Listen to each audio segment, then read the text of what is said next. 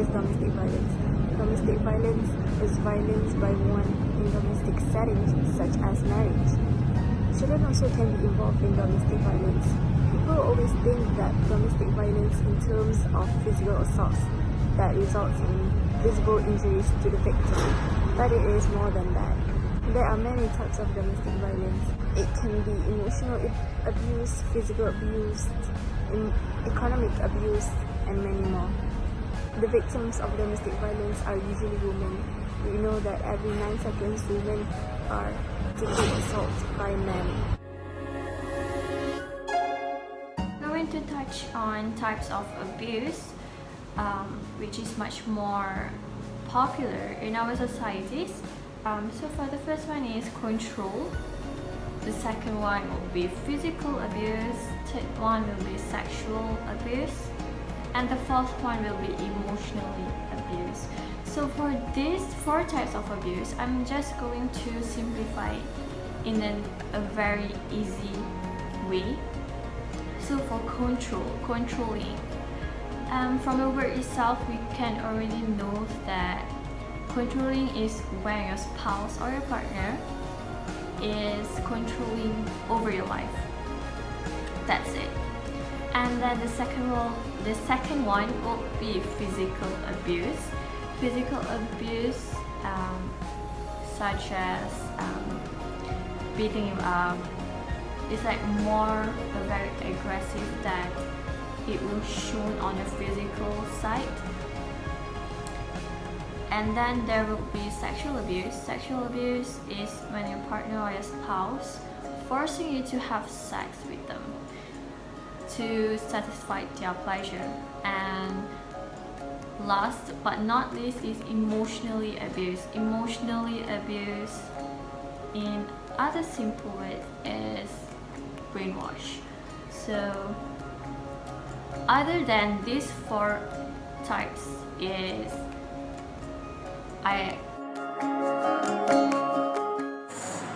In this video, I'll be talking about why is it important to know about domestic violence.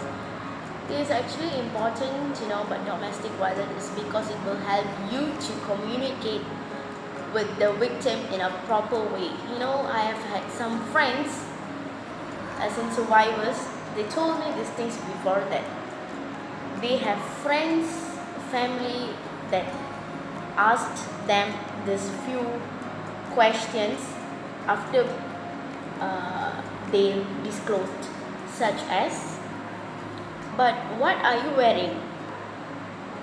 What did you do that made him so angry? I can't imagine him hurting you like that. I've never seen him be violent. He's such a nice guy. Why would he want to stalk you? It's your words against Islam. So all this message, all these phrases sends a message.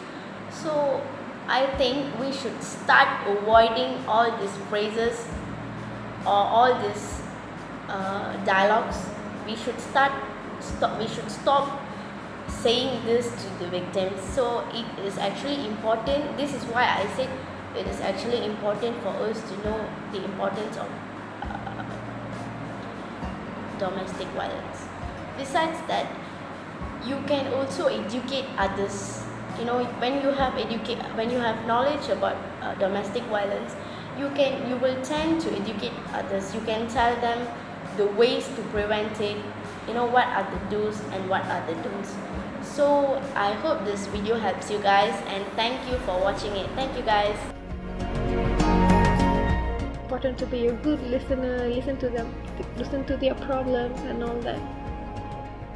The second way to prevent domestic violence, which is be available. It is very important for someone to be available when they are going through hard times, so that the person, example, like when someone is going through hard times and they need someone to be there, or you know, when people go through domestic violence, which can be really scary, that person.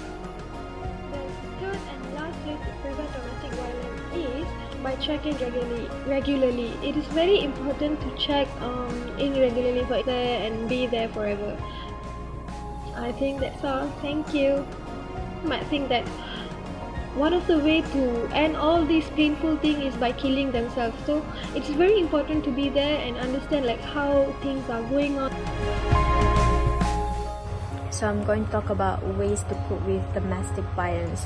As you know, when your intimate partners, your dates, or your boyfriend or your girlfriend is using physical violence, to threats, to abuse you, to harass you on public, or stalking to control the behavior of the partner, that is when someone is using physical or domestic violence against you. So no one deserves to be abused, no matter what circumstances or situation it is. First of all, ways to cope with domestic violence is by develop a safety plan. You have to know how to deal with emergency or crisis. So it is important for you to think that about ways for you to provide a safer environment, both for you or for anyone you know is having or being abused. Secondly, call for help, because it is necessary for victims or for you to call as well as friends, relatives, or neighbors that you know being abused, to call the police for help. Or there are a lot of hotline that is being produced for you in case of emergency. So it